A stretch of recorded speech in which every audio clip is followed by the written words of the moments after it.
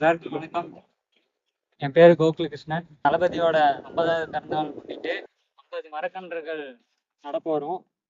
நாம் ஒரு செயல் செஞ்சால் அது நமக்கு நல்லது நடந்தால் சந்தோஷம்தான். ஆனால் அதே செயல் நம்மளை சுற்றி இருக்கிறவங்களுக்கும் நல்லது நடந்தால் அதுதான் சரியானதும் கூட.